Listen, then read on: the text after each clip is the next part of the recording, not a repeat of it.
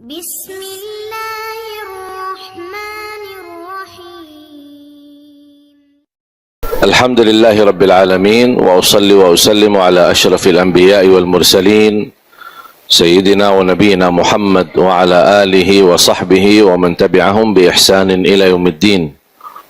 اللهم علمنا ما ينفعنا وانفعنا بما علمتنا وزدنا علما وتقى.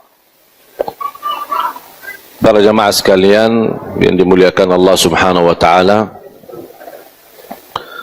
atas izin Allah Subhanahu wa taala kita bisa bersama-sama di majlis yang insyaallah menjadi saksi baik di hadapan Allah Subhanahu wa taala, dan ilmu-ilmu yang kita insyaallah sama-sama belajari menjadi ilmu bermanfaat buat kita semua.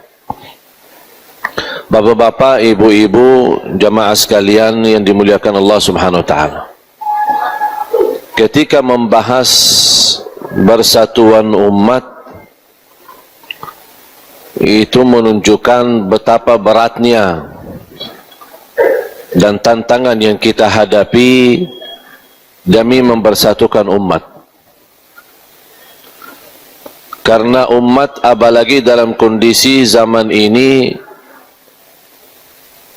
umat Islam, dan mohon maaf saya mengucapkan kata ini, termasuk yang cukup minim memahami agamanya sendiri. Banyak yang masih buta huruf, tidak bisa baca Al-Quran. Hal-hal yang utama dalam agamanya masih banyak yang tidak mengerti kewajiban-kewajibannya.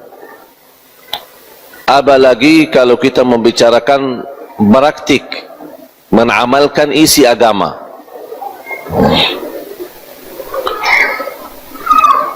Jangankan hal-hal akidah, hal-hal kecil, masalah suci, masalah najis, masail fikih-fikih dalam salat, di luar salat, banyak yang kita tidak faham. Dan ini menunjukkan betapa umat Islam di zaman ini cukup menjauh dari agama, menjauh dari ilmu. Kalau mulai sedikit belajar dan sudah kenal kebenaran, dia merasa diri benar dan yang lain salah. Dan itu sudah salah niat. Apalagi yang niatnya belajar, saya ingin belajar supaya meluruskan umat. Jadi seolah-olah selama ini umat lagi bengkok, dia yang mau luruskan. Subhanallah, dahsyat, hebat. Ini sudah salah niat. Yang kita perlu fikirkan, meluruskan diri kita sendiri. Allah tidak akan mewujudkan perubahan kalau kita belum berubah diri sendiri. Inna Allah la yughayyiru ma biqaumin hatta yughayyiru ma bi anfusihim. Wujudkan Islam di hatimu, akan Allah wujudkan Islam di muka bumi. Kita sekarang ingin meletakkan syariah, menegakkan keadilan, melakukan Islam, mewujudkan khilafah, tapi di hati kita masih jauh dari Islam. Bagaimana bisa terwujud? Allah tahu isi hati kita jauh dari Islam, jauh dari sifat sejahtera Islam, rahmatan lil alamin ya Islam. Bagaimana sifat karunia dan kemuliaan yang ada di Islam, kita masih jauh. Walaupun lidah kita bercita-cita untuk Islam, tidak cukup. Ucapan ini tidak cukup. Sumber percintaan kita kepada agama Allah Azza wa Jalla, Islam adalah kalbu. Kalau kalbu ini benar-benar cinta dan dia mengamalkan segala sesuatu lillahi ta'ala, sebelum amalan badan kita memperhatikan amalan kalbu. Jangan kita gerakkan dalam salat tapi ternyata tidak diterima salatnya. Ada disebutkan dalam satu riwayat yang diriwayatkan Imam Abi Dawud, Ibn Majah, An-Nasai, orang salat 60 tahun salat, tidak ada satu yang diterima. Satu pun tidak diterima di sisi Allah. Padahal sudah berapa lama dia salat? 60 tahun. Apa sebabnya tidak diterima? karena dia menghadapi Allah ketika dia lagi salat hanya gerakan badan. Dia tidak mengerti apa-apa daripada salat. Bacaannya tidak benar. Dia tidak faham apa yang sunnah yang kita lakukan di dalam salatnya. Belum lagi khusyuknya, belum lagi apa ikhlasnya. Makanya ada satu orang atau dua orang salat di saf pertama, sama-sama rukuk, sama-sama sujud, sama-sama baca, bahkan sama-sama hafal.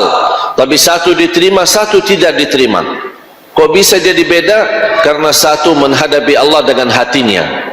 Tergerak dia ke masjid, tergerak dia bisa datang salat karena dia cinta kepada Allah. Bukan sebatas dia mendapatkan perintah, dia laksanakan perintah. Hanya tunaikan kewajiban, atau bahasa lain, lepaskan diri daripada kewajiban.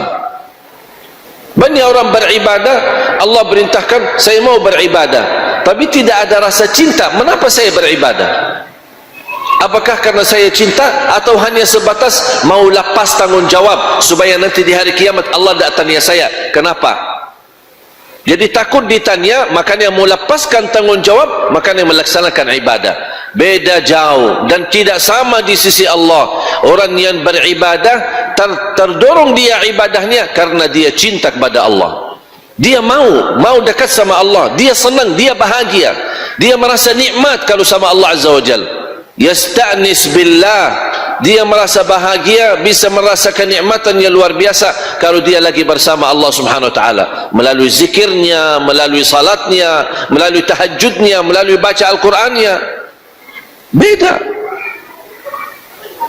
Amman huwa qanitun ana al-laili sajidan wa qa'iman yahdharu al-akhirah wa yarju rahmata rabbih qul hal yastawi alladhina ya'lamun wal ladhina la ya'lamun innama yatadhakkaru ulul albab. Allah Subhanahu wa taala memberikan gambaran bagaimana orang-orang yang berdiri di tengah malam, salat tahajud dengan rasa khusyuk, dengan rasa takut, dia mengharapkan rahmat Allah dan takut dari azab Allah dan berkeinginan selamat di akhirat. Apakah orang yang tahu makna ini sama orang yang tidak tahu? Kata Allah, tidak mungkin bisa sama. Yang mengerti makna dan hakikat daripada ibadah sama orang hanya melaksanakan ibadah, hanya ingin tunaikan kewajiban saja. Kalau istilah hutang, bayar lunas.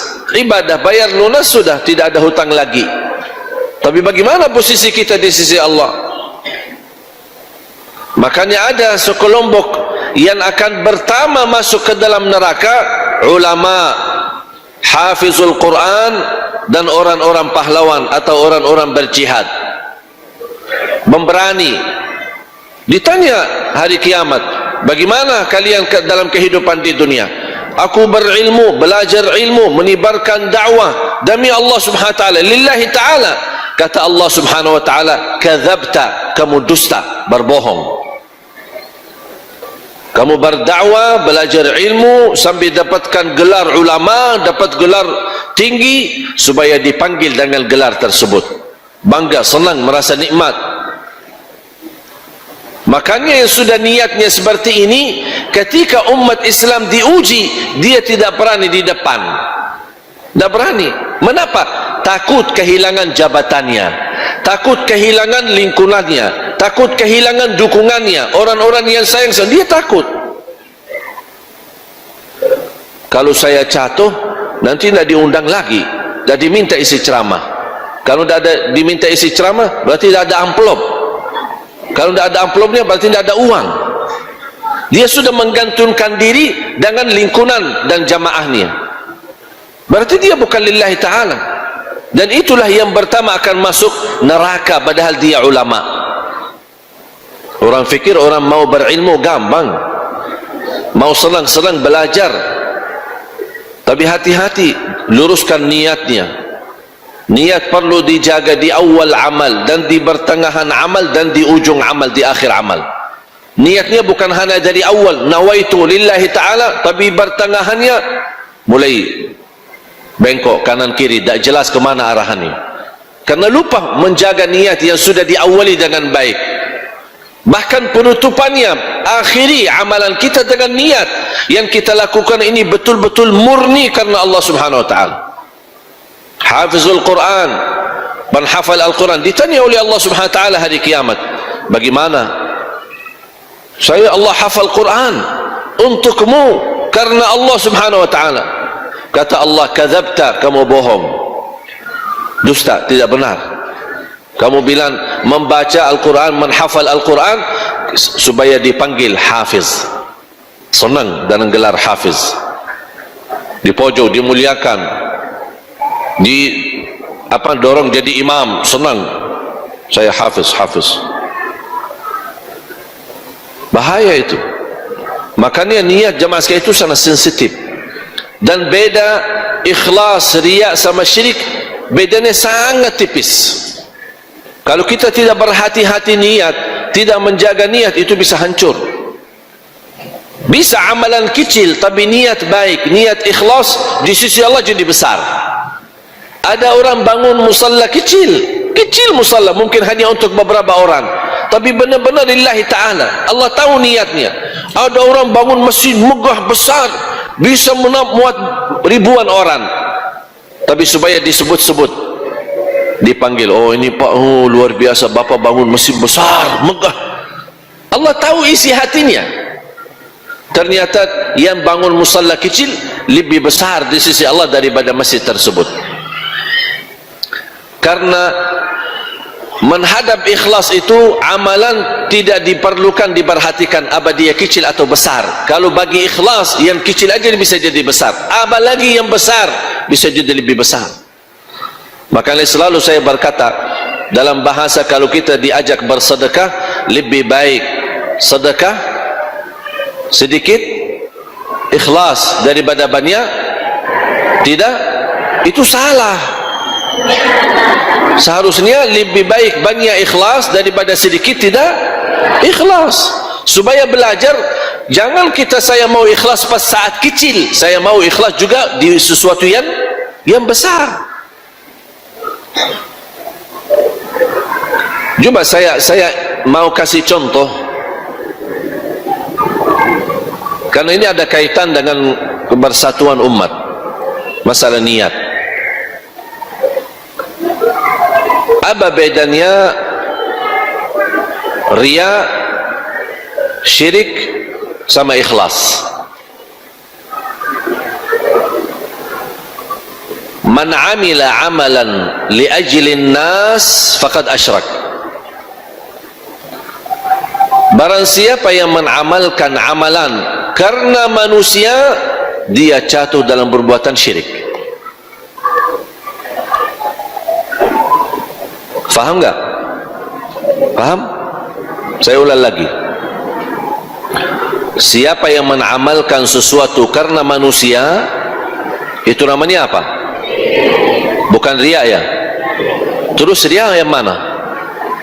Hah? Riya apa? Pamer.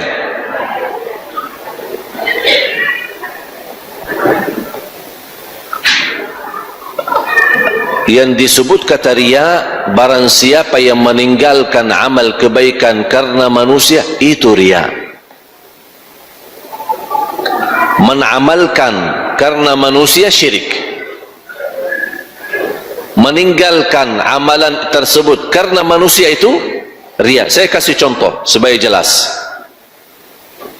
Masuk masjid, bapak ahli masjid dan selalu di saf pertama, sudah bertahun-tahun istiqomah jaga saf pertama, sudah kebiasaan, dan harus tahu yang di saf pertama tidak mungkin bisa sama di sisi Allah sama yang di saf kedua.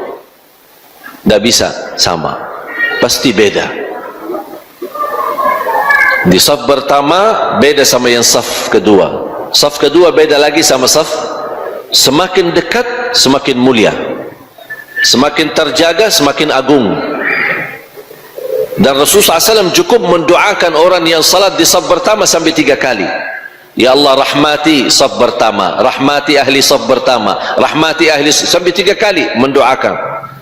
Itu menunjukkan sahabat saking memuliakan saf pertama, Mereka kalau tidak berkesempatan atau barang datang beribut anak duluan.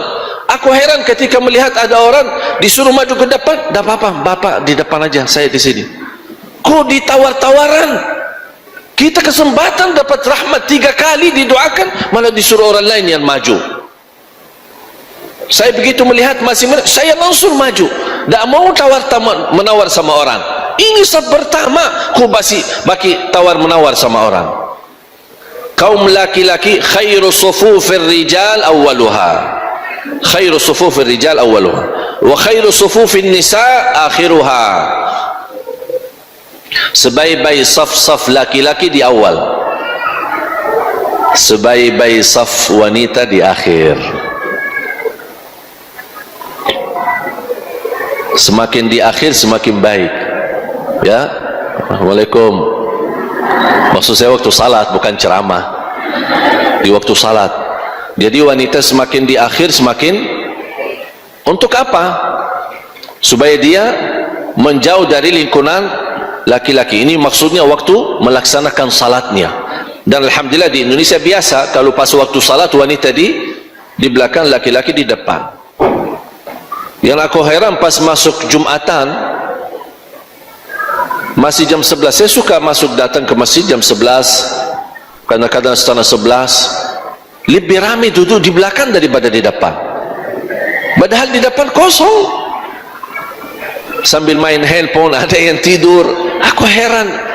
Padahal pahala orang yang datang Jumat, hadis sahih diriwayatkan Imam Abi Daud dan Imam Ahmad dalam musnadnya, luar biasa pahala bagi orang-orang yang datang lebih awal hari Jumat. Dia dekat dengan mimbar, mendengar khutbah, bahkan dia jalan kaki dari rumahnya ke masjid. Dia datang jalan kaki, dia mandi sebelumnya, kemudian berpakaian yang bagus, kemudian wangi-wangian, sampai dia datang duluan, dia jalan kaki, tidak naik. Kata Rasulullah SAW dalam hadis, yamshi walam yarkab, dia jalan dan tidak naik, artinya tidak naik motor, tidak naik apa-apa, jalan kaki. Akan mendapatkan setiap langkah, setiap langkah pahala puasa dan qiyamul lail 1 tahun. Setiap langkah pahala puasa 1 tahun dan qiyamul lail 1 tahun. Berarti kalau dia jaraknya dari rumah ke masjid 100 langkah, silakan hitung. Kalau 1 langkah saja dihitung, 1 tahun puasa, 1 tahun qiyamul lail. Itu hanya bagi orang yang datang duluan, lebih awal. Subhanallah, luar biasa. Mendekat mimbar, mendengar khutbah, tidak berbicara sampai khutbah selesai. Jadi banyak kesempatan, banyak peluang dari agama, kita bisa mendapatkan pahala yang begitu dahsyat walaupun amalannya sederhana, sedikit. Bapa di saf pertama sudah bertahun-tahun menjaga, dia cinta saf pertama. Jangankan saf pertama saja dia cinta, dia tidak pernah terlewat takbiratul ihram sama imam. Sebagaimana di hadis yang diriwayatkan Imam Tirmizi, man shalla 40 yawman la tafutu takbiratul ihram kutibat lahu bara'atan. Barang siapa yang salat 40 hari tidak terlepas takbiratul ihram, tidak tertinggal, imam Allahu Akbar, dia sudah standby Allahu Akbar. Selama berapa hari? 40 hari. Berarti 200 kali salat. Apa yang dia dapat? Dapat kebebasan dari neraka dan dari kemunafikan. Dan hal ini orang munafik tidak bisa. Makanya saya suruh mendorong jamaah, kalau mau tahu dirinya mukmin atau munafik, kira-kira gimana posisinya salat, khususnya takbiratul ihram. Suka dijaga atau tidak apa-apa sering masbuk? Nah, beda. Yang sering masbuk beda sama orang yang datang lebih awal. Tak mungkin sama di sisi Allah. Wallahi beda. Allah maha adil.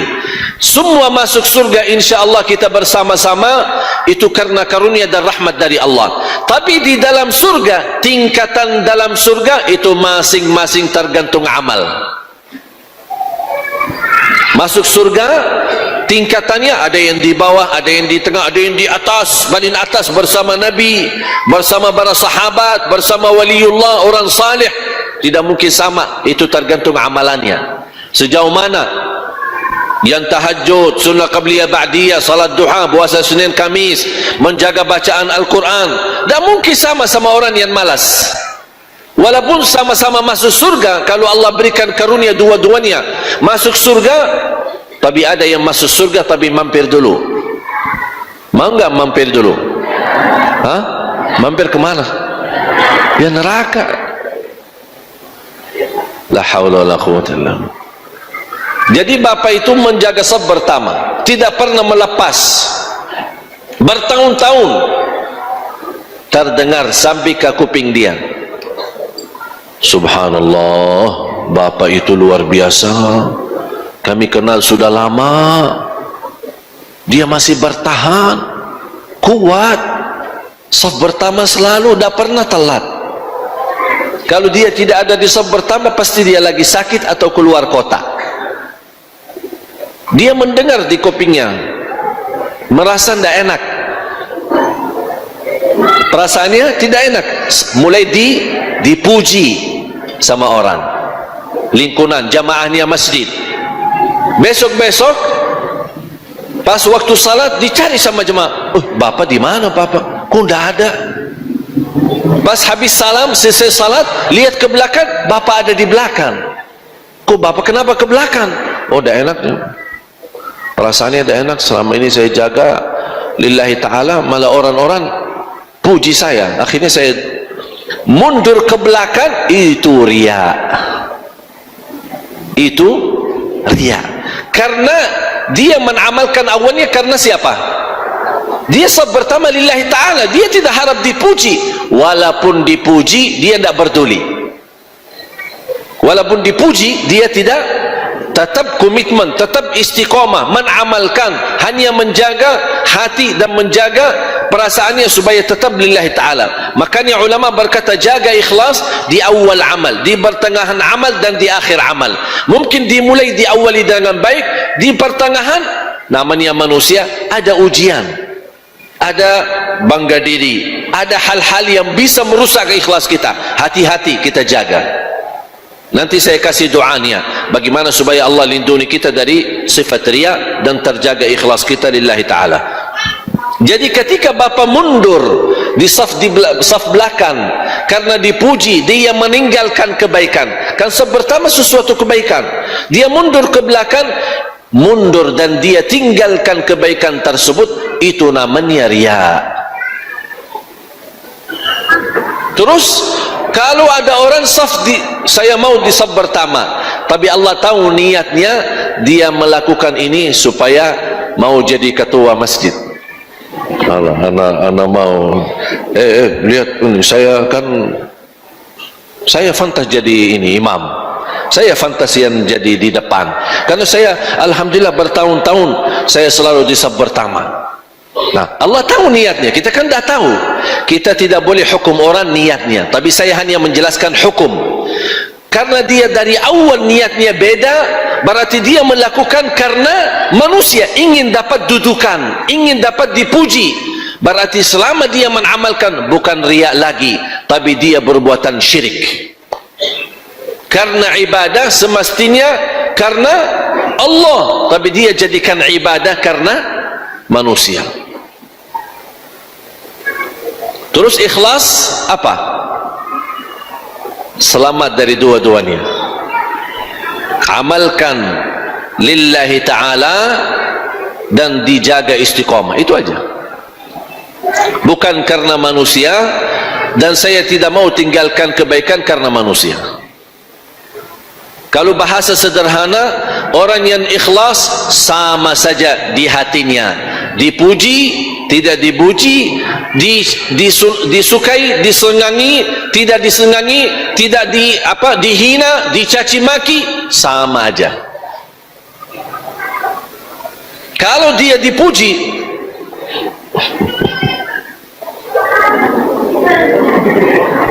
senang dia, hatinya senang, merasa bangga, itu berarti hati-hati.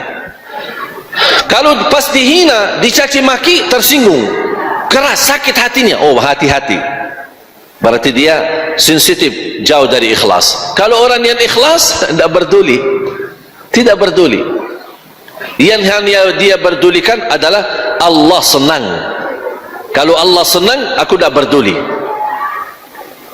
Makanya ketika ada orang bertanya kemarin, aku suka berbuat kebaikan, tapi kenapa teman-teman saya menilai perbuatan saya salah? Saya menjawab, kenapa kamu pusing? Sekarang kamu berkata saya lakukan kebaikan lillahi ta'ala, dinilai sama orang lain nilai yang buruk atau buruk sangka, urusan kamu apa? Kenapa kamu pusing fikirin dia? Kalau dia berburuk sangka, tidak usah peduli. Yang penting kamu tahu diri, saya mengamalkan ini karena Allah. Orang lingkungan saya senang, lingkungan saya tidak senang, lingkungan itu mendekat, lingkungan itu menjauh, saya tidak peduli. Biarpun hidup sendiri, tapi amalan saya tahu ikhlas lillahi ta'ala, tidak usah pedulikan manusia. Faham tak? Jamaah sekalian, hubungan kita sama manusia hanya saling mengisi, saling membagi kebaikan. Tapi kalau urusan kita sama Allah, jangan lipatkan manusia. Kalau ada sesuatu kita sama Allah, jangan mencari ridha manusia. Aku berdakwah, aku ingin mendapatkan masa yang banyak, aku ingin mendapatkan orang memuji cara dakwah saya, ada orang ini. Hati-hati, berarti sudah tergeser dari kebenaran. Jangankan dia jatuh riya, bisa dia jatuh ke dalam syirik. Na'udzubillah min zalik. Ada satu doa di hadis yang sahih yang dibacakan oleh Nabi Muhammad sallallahu alaihi wasallam, dan menurut saya itu doa memohon perlindungan dari riya, memohon perlindungan dari riya. Allahumma inni a'udzu bika an usyrika bika syai'an wa ana a'lam wa astaghfiruka lima la a'lam. Allahumma, coba sama-sama, Allahumma inni a'udzu bika an usyrika bika syai'an wa ana a'lam wa astaghfiruka lima la a'lam. Ya Allah, aku berlindung kepadamu dari segala perbuatan syirik yang saya tahu, dan aku istighfar dan memohon ampun dari perbuatan yang saya tidak tahu. Yang dimaksud apa? Berlindung kepada Allah dari perbuatan yang bisa menjatuhkan saya dengan sengaja kepada syirik, atau bisa menjatuhkan saya tidak sengaja dengan syirik. Aku berlindung kepada Allah dari perbuatan syirik yang sengaja atau tidak sengaja. Apalagi hal-hal yang tidak sengaja. Kalau yang sengaja, insyaAllah kita memohon perlindungan, dan insyaAllah kita orang mukmin tidak mau sengaja-sengaja dengan sungguh-sungguh kita melakukan syirik. Tidak ada orang mukmin sengaja melakukan syirik, tapi kita memohon perlindungan. Tapi yang sering terjadi adalah sering kita jatuh dalam syirik, jatuh dalam riya, tapi kita tidak tahu, tidak sadar itu riya, kita tidak sadar itu syirik. Makanya kita memohon istighfar, wa astaghfiruka lima la a'lam, memohon perlindungan Allah Subhanahu wa taala dari perbuatan yang salah, atau salah niat, atau salah berbuat. Allahumma inni a'udzu bika an usyrika bika syai'an wa ana a'lam wa astaghfiruka lima la a'lam. Bisa sebenarnya cari di Google doa berlindungan dari syirik, insyaallah keluar hadisnya, riwayatnya, Mudah-mudahan bermanfaat. Doa ya muqallibal qulub, tsabbit qalbi ala dinik. Yang membola-balik hati, tetapkan hatiku atas agamamu. Ini doa termasuk sangat bagus. Rasulullah SAW sering membaca dan dijaga di dalam salatnya, di dalam sujud. Dan doa dalam sujud kapan saja boleh. Sujud pertama, sujud kedua, sujud rakaat pertama, sujud rakaat kedua, sampai sujud terakhir, semuanya boleh. Selama bersujud bebas berdoa. Tapi kenapa kebanyakan dia doa di sujud terakhir? Mungkin dia khawatir kalau sering doa di setiap sujud nanti dia salah hitung rakaatnya. Ada orang pas dia bangun dari sujud karena panjang sujudnya, dia berdiri, aku di rakaat berapa ya? Lupa.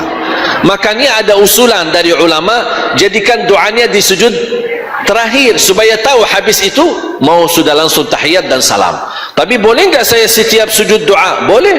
Rasulullah SAW bersabda, aqrab ma yakunul abdu ila rabbi wa huwa sajid. Sebagaimana hadis yang sahih, dekat posisi seorang hamba di sisi Allah, dekat sama Allah ketika dia dalam keadaan sujud. Fa akthiru minad du'a, barbanyalah doa. Dan saya dorong jamaah untuk berbanyak doa dalam bahasa Arab. Tapi boleh enggak dalam bahasa Indonesia? Boleh.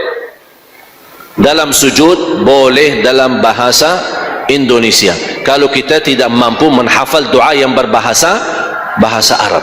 Karena inti daripada doa adalah menggunakan bahasa yang kita fahami.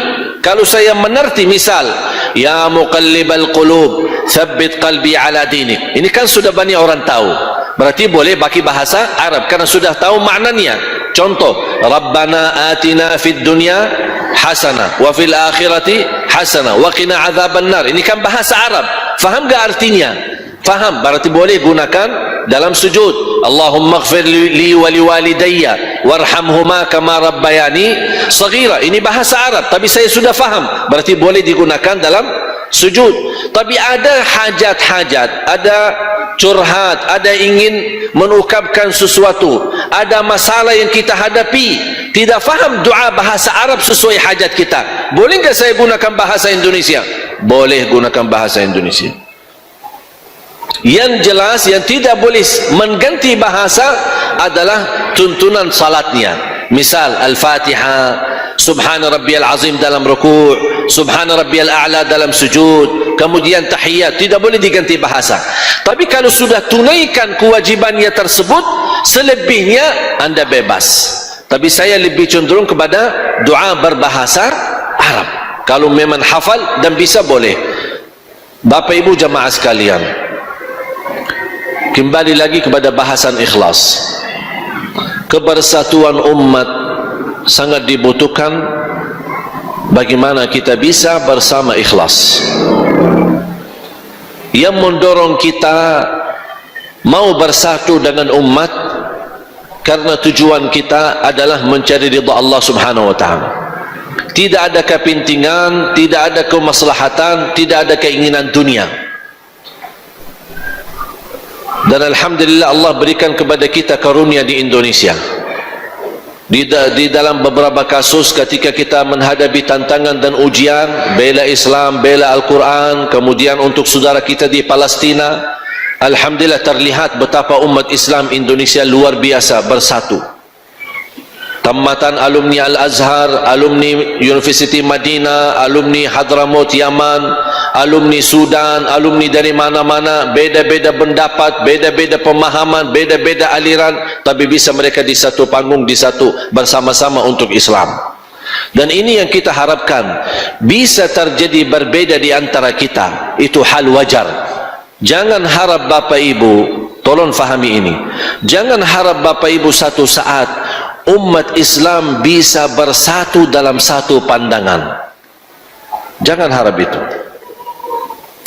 Walaupun beda pandangan, beda pendapat, tapi kita bisa bersatu. Jangan gara-gara perbedaan mengakibatkan bermusuhan, itu bahaya. Bisa terjadi beda pendapat saya sama anda, tapi tetap kita bisa bersama-sama kawan, sahabat, mau salaman sama saya, mau mencintai saya karena Allah Subhanahu wa taala, mau membagi sama-sama berjuangan walaupun pandangan saya dengan bapa ibu beda.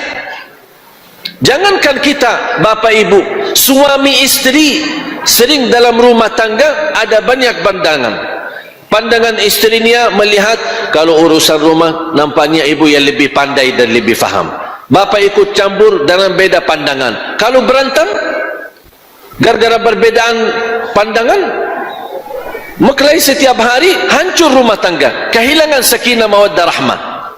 Tapi kalau kita fahami posisi pandangan ibu di dalam rumah jauh lebih memahami dari pandangan bapa dalam urusan rumah. Tapi dalam urusan keluar rumah, bapa lebih pandai, lebih bijaksana daripada urusan ibu. Makanya kita harus saling mengerti, saling memahami bagaimana posisi, dan kita simpankan posisi masing-masing di tempatnya yang benar.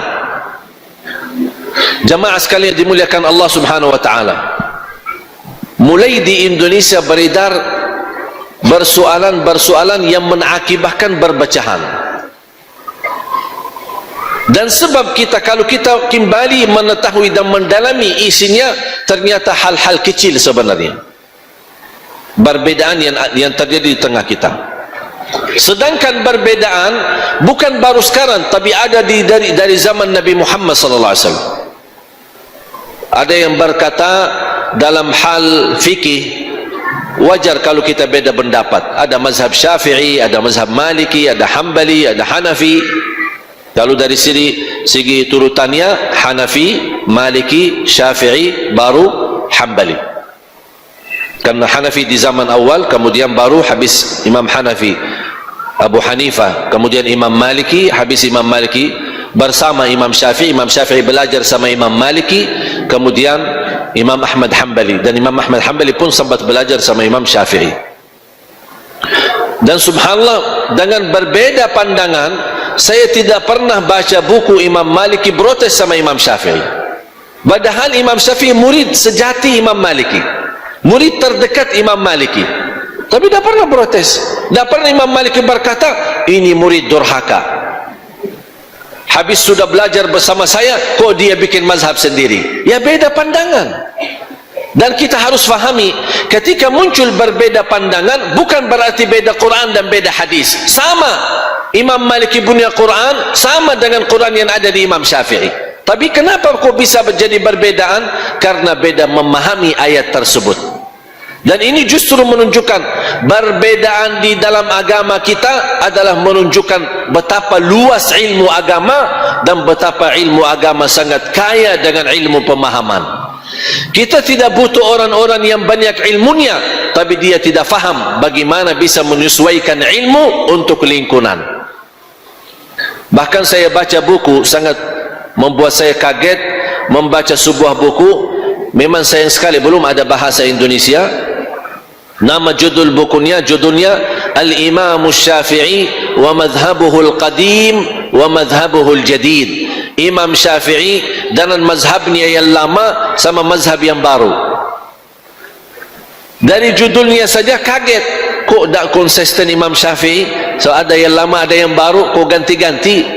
Ternyata ketika beliau hidup di Mesir beda dengan lingkungan hidup di Irak, makanya beda pendapat. Dia bisa, saking besar ilmunya, cerdas Imam Syafi'i, dia bisa menyesuaikan agama sesuai kebutuhan masyarakat di tempat tertentu. Dan saya yakin kalau Imam Syafi'i masih hidup sampai sekarang, datang ke Indonesia, ada mazhab yang ketiga yang cocok dengan orang Indonesia. Karena Islam ini tidak, sejarah prinsip tidak berubah, tapi sejarah hukum bisa berubah sesuai keadaan tertentu. Misal kunut Rasulullah SAW mengamalkan kunut sekian lama, kemudian habis itu tinggalkan. Makanya ulama ada yang pendapat kunut boleh, ada yang bilang tidak boleh karena Rasul tinggalkan. Imam Hasan al-Basri ketika ditanya kunut, dia menjawab dilakukan baik, tidak dilakukan baik, selesai masalah. Mau kunut boleh, tidak mau kunut boleh. Saya punya kebiasaan kalau masuk masjid diminta salat subuh jadi imam, saya tanya jamaahnya, maaf ketua, ini baki kunut enggak masjid ini? Oh kami baki kunut. Oh udah saya kunut.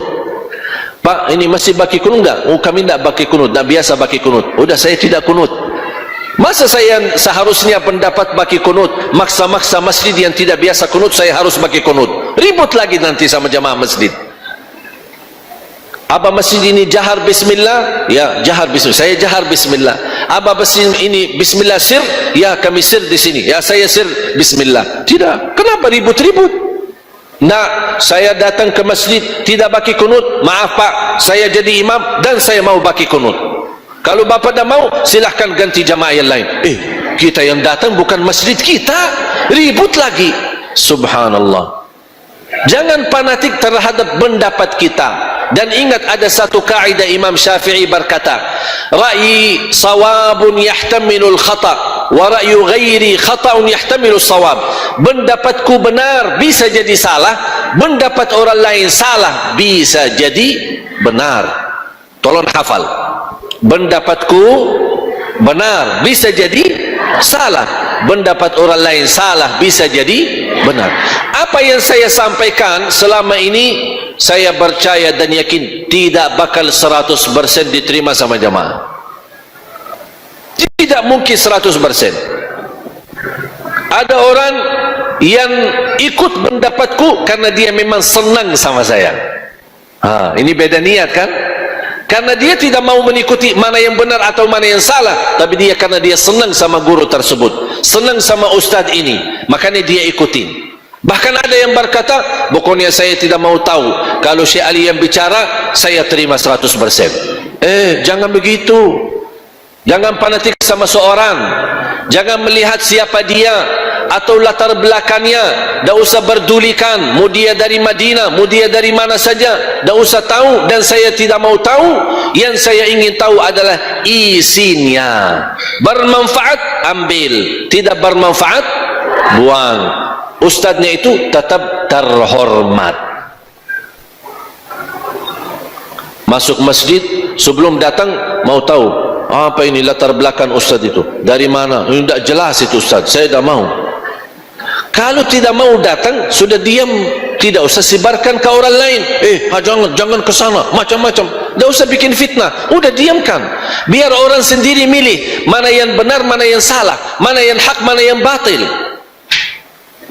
Dan alhamdulillah kebenaran itu sesuai fitrah kita, tidak akan tersesat dari fitrah.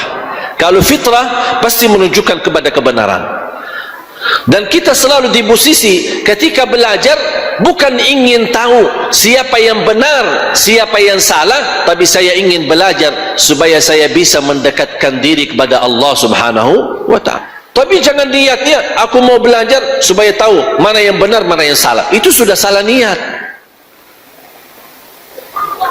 Anda berhak menyampaikan pendapatmu, tapi tidak berhak menyalahkan pendapat orang lain. Anda boleh sampaikan pendapat saya ini bid'ah, tidak boleh, sudah selesai, cukup menyampaikan pendapat. Tapi tidak berhak menggantungkan bid'ah itu terhadap orang-orang yang melakukannya, seolah-olah mereka ini kalian sesat dan kalian bakal dihisab oleh Allah, kalian bakal masuk neraka. Itu bukan hakmu. Itu bukan hakmu. Jadi anda sampaikan pendapat, ini benar, boleh, ini boleh, tidak boleh, ini sunnah, ini bid'ah. Sampaikan hanya pendapatmu, tapi jangan mengganggu perasaan orang lain, menyakiti orang lain dengan bahasa yang tidak benar. Hati-hati. Jangan harap satu saat NU sama Muhammadiyah bisa bersatu dalam satu pandangan, tapi kita bisa bersatu untuk merapatkan saf-saf kita. Jamaah sekalian, kekuatan umat Islam bukan dari segi jumlah, tapi kekuatan kita bagaimana kita mampu merapatkan saf kita. Sebagaimana bisa merapatkan saf kita di masjid, kita bisa merapatkan saf kita di luar masjid. Saling membantu, saling menutupi, saling mengisi, saling menolong, karena kita tahu kebutuhan umat Islam itu. Kekuatan kita adalah kebersatuan kita. Ya ayyuhalladzina amanu taqullaha haqqa tuqatih wa la tamutunna illa wa antum muslimun wa'tasimu bihablillahi jami'a. Bersatulah, megang teguh dengan Alkitab dan sunnah Nabi Muhammad SAW, ajaran Islam. Kita tahu dan kita selalu membaca raditu billahi rabba wa bil islami dina wa bi muhammadin nabiyyan wa rasulah. Dan ketika muncul dalam perbedaan di tengah kita, kita ingat ada kelompok manusia yang jauh lebih mulia dari kita, jauh lebih suci dari kita. Mereka sebelum meninggal dunia sudah mendapatkan ridha Allah radhiyallahu anhum wa radu'an. Itulah sahabat Nabi Muhammad. Mereka ahli bahasa Arab, faham wahyu, ada di zaman wahyu. Mereka belajar bersama Rasul. Cukup kemuliaan mereka mendapatkan ridha Allah dan guru mereka Nabi Muhammad sallallahu alaihi wasallam. Coba sahabat, Allah ridha sama mereka, bahkan dijamin masuk surga sebelum wafat. Kira-kira perasaan mereka apa ketika datang kepada Rasulullah SAW kepada mereka? Kalian masuk surga, si fulan masuk surga, si fulan masuk surga, si fulan masuk surga. Kira-kira di malam itu ketika habis mendengar berita gembira dari Rasulullah SAW, dia masih hidup, kira-kira perasaannya apa ketika dia tidur? Perasaannya apa Siti Aisyah radhiyallahu anha ketika datangnya Nabi Muhammad SAW? Dia berkata, wahai Aisyah, ada titipan salam. Dari siapa? Dari malaikat Jibril. Salam kepadamu. Allahu Akbar. Malaikat Jibril titip salam untuk Siti Khadijah radhiyallahu anha. Dan tambah lagi kata Rasulullah SAW, dan malaikat Jibril berkata, ada titipan salam untuk Khadijah dari Allah subhanahu wa ta'ala. Allah kirim salam untuk Siti Khadijah. Kira-kira perasaannya apa habis dia mendapatkan titipan salam dari Allah? Kira-kira di malam itu tidurnya bagaimana? Ini sahabat yang mendapatkan keistimewaan yang luar biasa, mengerti bahasa wahyu, tapi terjadi perbedaan di antara mereka. Bahkan yang saya kagumi ketika mempelajari sejarah sahabat, ketika seorang sahabat didatangin orang bertanya soal agama, bagaimana hukum ini misalnya. Kemudian habis dia bertanya si fulan, dia mencari sahabat yang lain, bagaimana pendapatmu? Sahabat yang lain bertanya, apakah kamu sudah bertanya yang lain? Kata orang itu, aku sudah bertanya si fulan sahabat. Apa kata sahabat yang kedua? Jawabanku sama dengan jawaban si fulan. Kadang-kadang ada orang jemaah suka mencari pandangan dan perbedaan. Saya setiap ada orang mengajukan pertanyaan, apalagi dalam hal perbedaan, saya suka bertanya, maaf, antum sudah bertanya sama kiai-kiai atau ustaz? Sudah. Terus kenapa tanya saya lagi? Ingin cari tahu. Jawaban mereka sama dengan jawaban saya. Wassalamualaikum. Sudah selesai. Jangan diberikan kesempatan orang hanya ingin cari tahu, nanti akhir ujungnya menjadi fitnah. Oh, ternyata ini jawabannya benar, berarti dia membenarkan satu dan menjatuhkan ustaz yang lain. Itu tak boleh.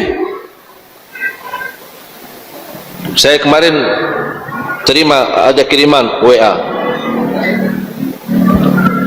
Saya tidak tahu dan saya tidak sempat mendengar isinya. Terlihat dari judulnya, dia kirimkan ke saya WA, waspadalah dari pemikiran Syekh Ali Jabir. Begitu saya melihat, saya tidak mau buka linknya. Saya langsung telepon kepada orang yang kirim. Urusan kamu apa kirim yang seperti ini? Apa syaitan tidak punya orang lain mewakili untuk bikin fitnah? Kamu jadi sekarang berwakilan dari syaitan menyebarkan fitnah. Udah tidak usah tahu. Tidak, saya cuma ingin beritahu Syekh supaya hati-hati sama Ustaz si fulan. Apa urusan saya sama Ustaz? Mau senang-senang dia mau caci maki saya, dia mau hina saya, urusan dia nanti sama Allah. Inna ilaina iyabahum thumma inna alaina hisabum. Saya bukan orang yang menghisab manusia. Bebas dia mau bicara apa saja. Prinsip saya satu, sebagaimana saya belajar sama guru saya. Kalau ada orang memberikan komentar, saya berdoa, ya Allah, kalau apa yang disampaikan si fulan benar, ternyata saya salah, ampunilah kesalahan saya. Ya Allah, ternyata komentar dia tidak benar, ampunilah dia. Sudah selesai. Kita saling mendoakan. Nah, harus saya balas. Dia ngomong ini, saya balas lagi. Dia balas kebicara lagi. Didung, berantem. Nah habis. Dah bakal habis. Sampai kapan? Besok dia terbitkan buku kesesatan si fulan. Saya balas lagi. Membalas buku lagi. Aduh, fisik umat, tenaga umat, pemikiran umat dihancurkan untuk saling mendapat dan saling menghancurkan. Mengapa? Makanya orang Yahudi ketawain kita. Dilihat umat Islam saling berantam masalah urusan-urusan kecil. Sedangkan sahabat terjadi perbedaan. Ada satu cerita. Rasulullah SAW perintahkan golongan sahabat untuk salat asar di Bani Quraidah. Mohon Bapak Ibu fahami cerita ini.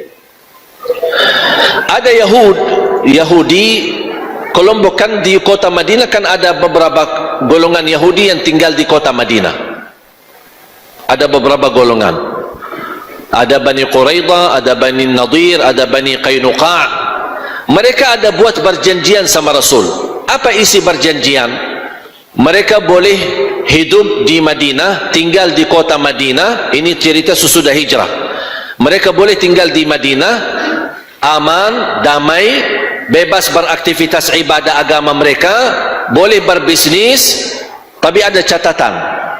Kalau ada seorang musuh datang serangi kota Madinah, kalian punya dua pilihan. Ini bicara Rasul kepada Yahudi. Boleh anda bersama kami melawan musuh, atau kamu diam di tempat, tapi tidak boleh kalian bersama musuh lawan kami. Jelas gak perjanjian? Jadi anda tidak mau bersama kami, membela kami, melawan musuh, boleh, itu hak anda, boleh. Tapi anda tidak boleh bersama musuh lawan kami. Mengapa? Karena kami izinkan kamu tinggal di kota Madinah, aman, damai, kita menjaga agamamu, aktivitas ibadahmu, usaha-usahamu. Masa habis kami jaga semua, kamu nanti bersama musuh lawan kami? Orang Yahudi setuju, tanda tangan. Okey. Waktu perang Al-Ahzab, 10,000 pasukan Quraisy datang masuk kota Madinah. Perang Al-Khandaq, Al-Ahzab. Bani Quraidah mengkhianati perjanjian. Dia keluar dari dan membuka, karena kota Madinah di saat itu sudah tertutup, tidak bisa lewat. Ternyata orang Yahudi Bani Quraidah membuka jalur melalui kampung mereka supaya kufar Quraisy bisa masuk untuk serangi kota Madinah. Ini kan pengkhianat besar. Alhamdulillah Allah selamatkan dan Allah berikan pertolongan ya umat Islam dan bisa mengalahkan mereka. Habis itu apa? Habis selesai perang, mereka sudah pulang, selesai. Kemudian Rasulullah SAW mengutuskan beberapa sahabat untuk bertemu Bani Quraidah, membahas mengapa kalian mengkhianati perjanjian. Karena mengkhianati perjanjian itu, di dalam perjanjian hukumannya adalah mati. Rasulullah SAW kirimkan sahabat, kalian salat asar di Bani Quraidah. Salat asar di Bani, maksudnya apa? Di kampung Bani Quraidah. Perjalanan dari Masjid Nabawi ke kampung Bani Quraidah cukup jauh. Mereka habis salat zuhur bersama Rasul, mereka jalan. Dalam perjalanan tiba waktu asar.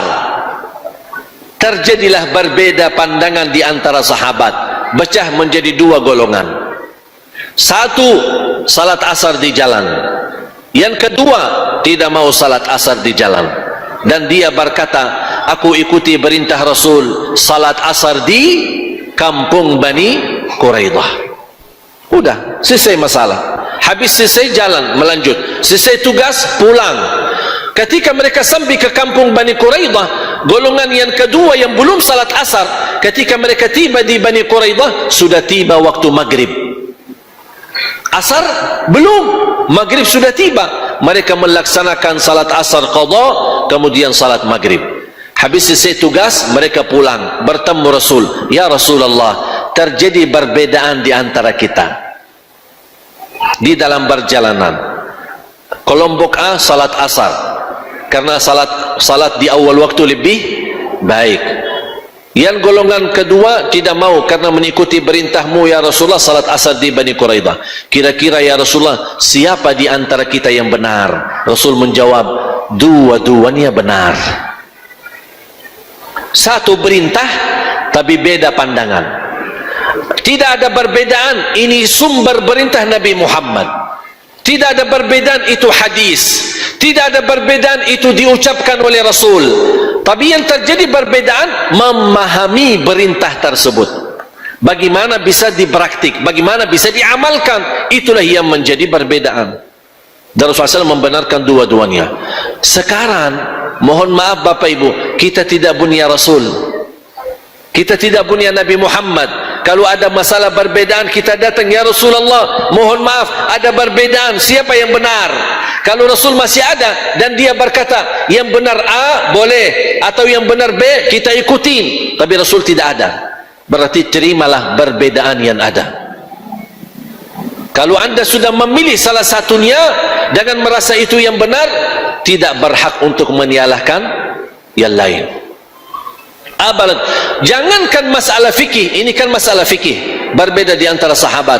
Bapak Ibu, masalah akidah pernah terjadi berbeda di antara sahabat. Ada orang berkata, ini kan akidah usul, ini akidah dasar agama, kita harus bersatu, tidak boleh berbeda pandangan dalam akidah.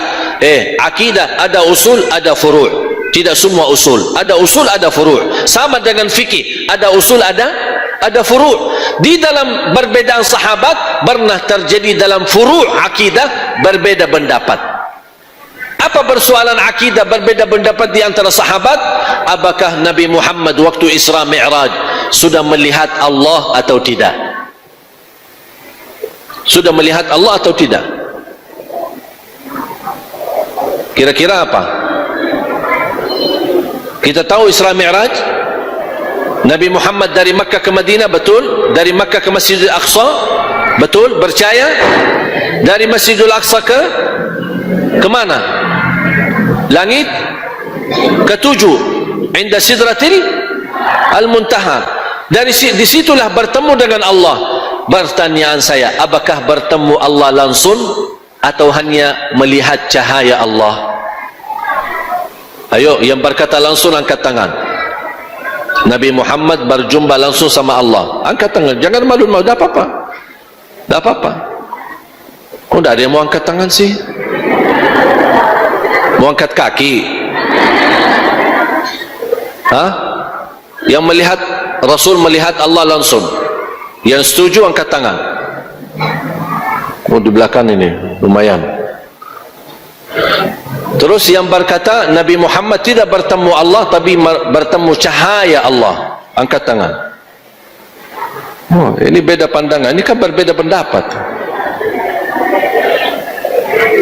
Menurut Abdullah bin Abbas radhiyallahu anhuma, Rasulullah SAW bertemu Allah langsung. Menurut Siti Aisyah, Nabi Muhammad tidak bertemu Allah tapi bertemu cahaya Allah. Itu kan berbeda pendapat.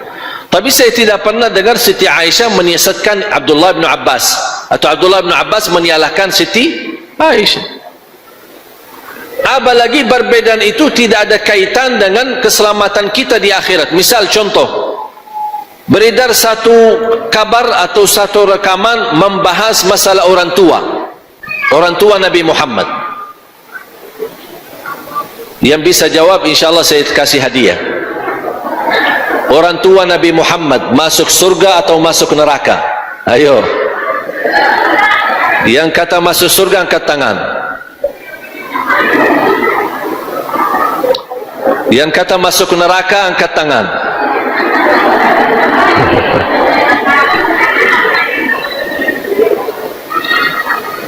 Kemarin saya ada yang kirimkan melalui Instagram pertanyaan ini, bagaimana orang tua, posisi orang tua Nabi Muhammad SAW, apa masuk neraka atau masuk surga? Kira-kira saya jawab apa? Ayo, masuk surga atau neraka? Hah? Saya jawab, urusan kamu apa? Ini namanya dalam agama ilmu tidak ada manfaatnya kita tahu. Mengapa? Karena tidak bakal ditanya oleh Allah, tidak bakal ditanya oleh munkar nakir. Mengapa kita sibarkan fitnah? Kalau sudah menjadi tradisi kebiasaan, orang tahu Rasulullah SAW sebagai orang tua masuk surga, sudah tidak usah banyak lebar bahas masuk surga, masuk neraka, apa nanti, tidak ada urusan kita. Yang ditanya oleh Allah adalah salat kita, iman kita, akhlak kita, itu yang harus dijaga.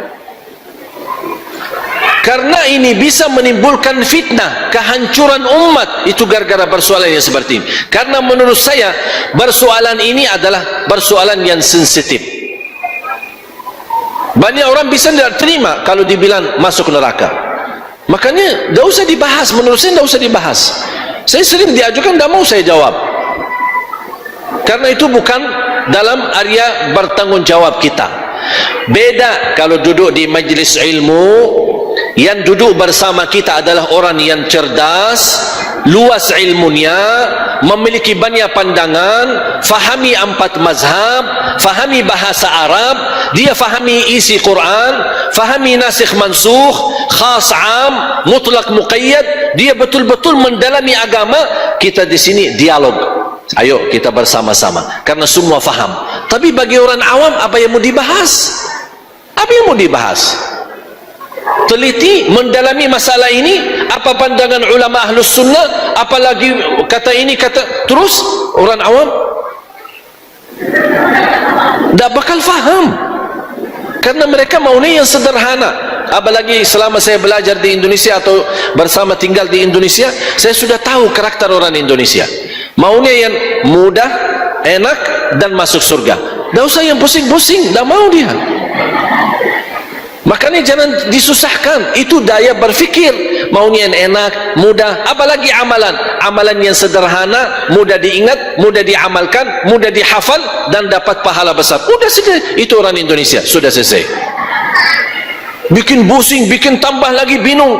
Kalau orang yang sudah berilmu, belajar banyak, sudah duduk di sana, duduk di sini, belajar di Madinah, belajar di Mesir, belajar di Yaman, memiliki pandangan yang luas, memiliki wawasan yang besar, boleh duduk bersama sejarah ilmiah, kita gali masalah ini, kita masuki, kita detail, kita bahas. Tapi ini cocok sama-sama faham ilmu, karena mereka tidak akan membawa perasaan yang berbeda atau bertentangan. Tapi bagi orang awam, menurut saya persoalan ini sensitif, tidak perlu dibahas. Tolong sampaikan kepada umat ilmu-ilmu yang bisa membuat umat ini memperbaiki ibadahnya, memperbaiki hubungannya sama Allah, memperbaiki akhlaknya, bisa menjaga kebersamaannya. Dan banyak contoh-contoh perbedaan-perbedaan di antara para sahabat, perbedaan di antara para ulama, termasuk perbedaan di antara mazhab sendiri, para mazhab sendiri, banyak. Saya akhiri satu contoh.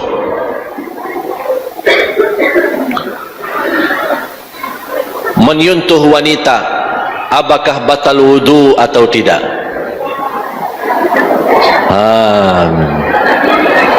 Ayo jawab. Saya sebenarnya ingin akhiri cerita ini. Saya tidak ingin anda mendapatkan ilmu sebatas aku tahu batal wudu dan sudah pulang, tidak. Tapi saya ingin memberikan hanya tambahan wawasan, supaya anda bisa ketika menghadapi satu perbedaan, anda sudah punya wawasan yang luas dan melabangkan dada untuk menerima perbedaan. Jangan tujuannya saya mau tahu siapa yang benar, siapa yang salah. Jangan. Kalau sudah mau tahu siapa yang benar, siapa yang salah, berarti anda akan memilih satu dan menjatuhkan yang satu. Tapi saya ingin mencari yang terbaik. Bukan fanatik ustaz, bukan fanatik kiai, bukan fanatik siapa-siapa. Saya hanya ingin tahu ibadah saya benar dan ingin mendekatkan diri kepada Allah Subhanahu wa taala. Karena kita semua tujuan kita ingin mendapatkan ridha Allah dan amalan kita diterima di sisi Allah. Menyentuh wanita batal wudu atau tidak? Saya akan cerita pandangan mazhab untuk hanya memberikan tambahan wawasan. Menurut mazhab Imam Syafi'i batal. Menyentuh wanita batal. Menurut Imam Hanafi bersentuhan yang dimaksud di dalam Al-Quran yang membatalkan wudu bukan bersentuhan kulit, tapi berhubungan suami istri. Karena dalam bahasa Arab lamastum beda sama lamastum. Kalau di dalam Al-Quran bacaannya apa? Au lamastumun nisa. Kalau dalam bahasa Arab lamastum tidak bagi alif, lamastum berarti bersentuhan, lamastum berhubungan. Itu menurut Imam Abu Hanifah. Dan Imam Abu Hanifah termasuk ulama yang luar biasa, bahkan disebut Imam Al-Fiqhil Akbar. Dalam ilmu fikih, imam yang paling akbar, yang paling agung, Imam Abu Hanifah. Menurut Imam Maliki, persentuhan yang membawa syahwat. Ada orang walaupun bersalaman sama istrinya bisa lama-lama salamannya, tidak pulang-pulang. Syahwat, terbawa syahwat, terbawa godaan. Menurut Imam Hambali hampir sama dengan Imam Maliki, syahwat dan sengaja. Kalau dia bersentuhan sengaja dan disertai dengan syahwat, batal wudu. Kalau tidak sengaja, tidak batal wudu. Kalau Imam Syafi'i tidak membahas sengaja, tidak sengaja, syahwat, tidak syahwat, menyentuh wanita, batal wudu. Saya orang awam. Saya orang awam. Bagaimana saya bisa mencari solusi dalam perbedaan ini? Oke? Ketika saya berjalan masuk masjid, masuk masjid tanpa sengaja menyentuh wanita pas di depan pintu masjid. Atau ada jemaah yang pingin foto kan, biasa penggemar ibu-ibu kan, jadi pas mau maksa foto-foto, tersentuh. Dia yang datang foto sama saya tapi tersentuh. Saya kembali kepada, saya sebagai orang awam kembali kepada hati. Kalau saya merasa tadi tersentuh, tidak enak, saya mau salat, saya mau ambil air wudu, ambil aja air wudu. Ada orang yang lain merasa tidak apa-apa, saya tidak merasa apa-apa. Maksudnya persentuhan itu saya tidak sengaja begitu, jadi saya merasa tidak perlu ambil air wudu, saya langsung masuk ke masjid. Boleh enggak? Ya boleh. Dia tidak ada apa, merasa sesuatu yang aneh gitu, biasa-biasa aja. Bagaimana kita sebagai orang awam bisa saya posisikan? Kalau saya di tempat yang seperti majlis ini terjadi bersentuhan, ini kembali kepada anda masing-masing. Kalau anda merasa ada sesuatu kesalahan, saya merasa harus ambil air wudu karena saya tidak nyaman, ambil aja air wudu. Kalau anda merasa nyaman-nyaman saja, tidak ada masalah, sah salatnya. Karena pernah di hadis yang sahih yang diriwayatkan Imam Bukhari, Rasulullah SAW ketika habis wudu cium istrinya, kemudian masuk masjid, tidak ambil air wudu lagi. Walaupun hadis ini muncul berbeda pendapat antara ulama, tidak bisa disamakan orang manusia biasa sama Nabi Muhammad. Karena Nabi Muhammad walaupun mencium istrinya tidak batal wudunya, karena Nabi Muhammad bisa menahan diri dari syahwatnya. Muncul perbedaan, ini semua perbedaan. Tapi coba, kalau setiap sentuhan wanita bersama laki-laki batal wudu, kalau ada orang pendapat, mohon maaf Ustaz, ana tidak terima. Yang ana tahu, kalau batal sentuh, batal wudu. Saya tidak mau tahu bagi syahwat, saya tidak mau tahu bagi sengaja tidak sengaja. Saya merasa tidak nyaman, begitu berada sentuhan sedikit pun, saya langsung mau ambil air wudu. Apakah perilakunya salah? Ya tidak salah, dia benar. Tapi saya menajukan pertanyaan kepada dia, bagaimana posisi bapak kalau lagi di tawaf, pas umrah dan tawaf? Karena ada banyak kan laki perempuan tercampur, dan setiap bapak pasti membawa istri, mendorong istrinya. Tidak bisa kita menjaga ada lingkungan kanan kiri jamaah. tersentuh. Gimana posisi bapa? Apakah setiap bersentuhan di saat wudu, tawaf, kita mau ambil air wudu? Gimana? Kan dia tadi kan protes, dia mau setiap bersentuhan harus ambil air wudu. Saya sekarang bertanya, gimana posisi bapa kalau lagi di area Ka'bah sedang tawaf, ribuan orang kanan kiri, pasti bersentuhan tidak akan mungkin terus terjaga. Gimana kalau bapa pendapatnya harus setiap sentuhan ada wudu? Berarti barangkali tawaf jamaah sudah pulang ke Indonesia, bapa belum selesai tawaf. Berat kan? Saya sebagai orang awam ingat, la yukallifullahu nafsan illa usaha. Prinsip agama mudah, tidak ada yang membebani kita. Kalau ada sesuatu yang bisa menimbulkan sifat beban, berarti bukan dari agama. Ini kaidahnya untuk orang awam. Berarti kalau anda di masjid seperti ini, tidak bisa disamakan hukum sebagaimana kita lagi di tawaf.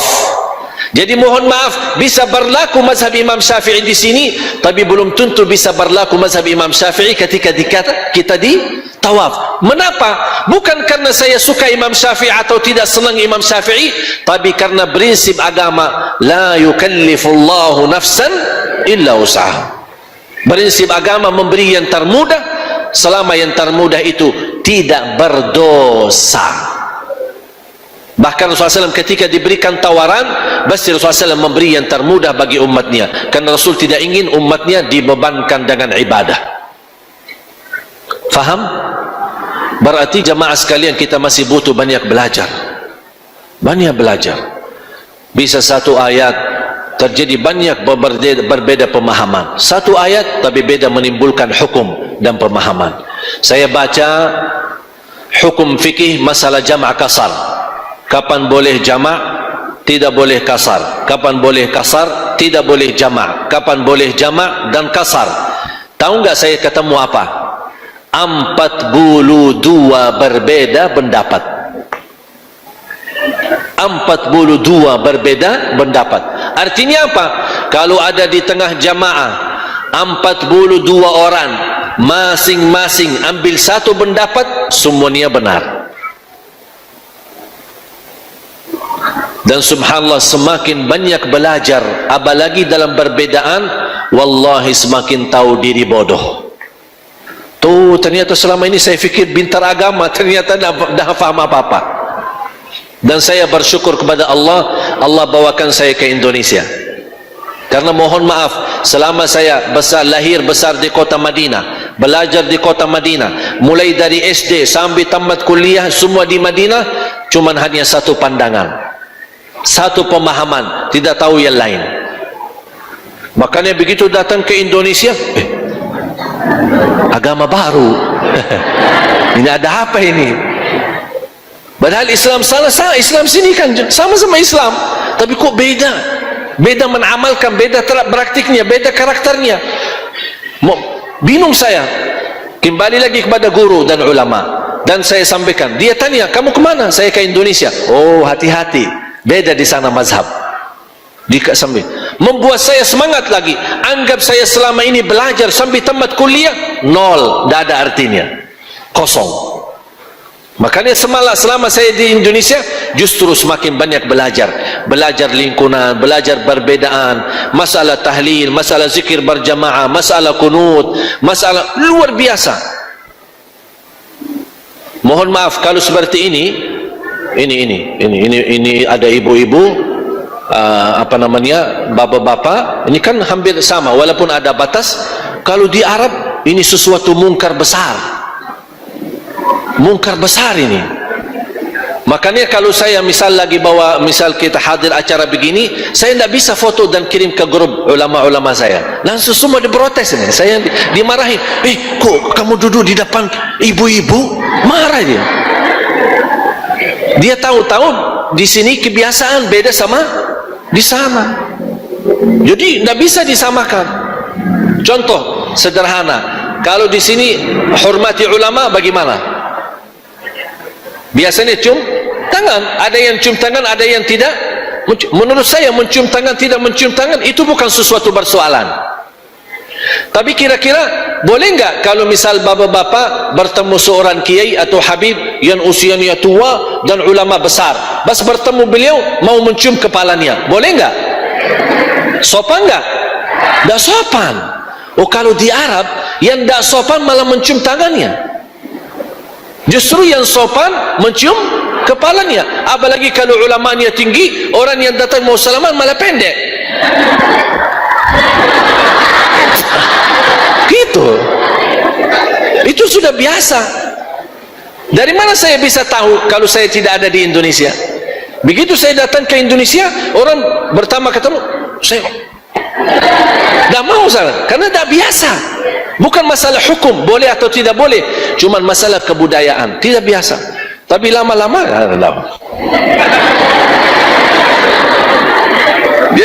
subhanallah. Makanya subhanallah, wallahi, selama anda belajar belum tentu bisa berilmu kalau belum bisa menghidup dalam lingkungan yang berbeda. Di Indonesia, di Arab, apalagi di Afrika. Di Afrika banyakkan ikuti mazhab Maliki. Jadi ketika kita melihat orang yang selama ini kita di Madinah tahu begini, kalau di Afrika, di Sudan dan lain-lain rata-rata melepaskan tangannya. Kalau saya melihat apa ini orang ini Syiah ini, su'zan, na'udzubillah, karena kita anggap semua yang lain salah, hanya agama saya yang benar. Makanya kata guru saya, seorang ulama besar di Arab Saudi, kata beliau, sayang sekali kami belajar, selama belajar di Arab memang hanya belajar dalam satu pandangan, pendapatku benar, yang lain semua sesat. Makanya muncullah pemahaman-pemahaman yang membenarkan diri, menyesatkan orang lain. Belajar di Arab benar, belajar di Mesir benar, belajar di Yaman benar, belajar di Indonesia benar. Ambillah yang bermanfaat, buang yang tidak bermanfaat. Jangan kita hanya melihat perbedaan itu dan menimbulkan perpecahan umat. Umat ini menghadapi banyak tantangan. Kita menghadapi persoalan yang lebih besar daripada persoalan perbedaan fikih. Dan fahami jamaah sekalian, apalagi 2018 ke 2019, umat Islam bakal diuji dengan ujian yang berat. Ulama bakal difitnah, habaib bakal dipecahkan. Banyak tantangan yang kita hadapi. Waspadalah, hati-hati. Kita tidak mau mengikuti bermacam-macam fitnah, tapi kita berdoa mudah-mudahan Allah lindungi ulama kita. Mudah-mudahan yang saya percaya, yang cerdas faham apa yang saya maksud. 2018 bakal jadi tahun yang terburuk untuk umat Islam. Bagaimana musalah faham, benar faham, itu terserah masing-masing. Tapi ingat, ini tidak akan berlalu biasa. 2018 bakal banyak tantangan yang kita hadapi, dan yang membuat kita punya harapan dan kekuatan adalah kebersamaan kita. Bersamaan. Ada orang membawa isu fitnah, tolak. Jangan kita menjadi orang yang menyebarkan fitnah. Terlanjur kita terima di WA kita berita fitnah, ulama, habaib, ada selingkuh, ada ini A, ada I, B, kita tidak tahu kebenarannya, tidak tahu hakikat berita ini. Kalau sudah terlanjur kita baca, jangan coba-coba menyebarkan fitnah. Kata Umar bin Khattab radhiyallahu anhu, salah satu mengingkari kemungkaran, diamkan di tempat, jangan disebarkan. Kadang-kadang kita merasa tersakiti, makanya kita sebarkan, ini kurang ajar itu orang, kita sebar, terlibat dalam fitnah. Jangan disebarkan.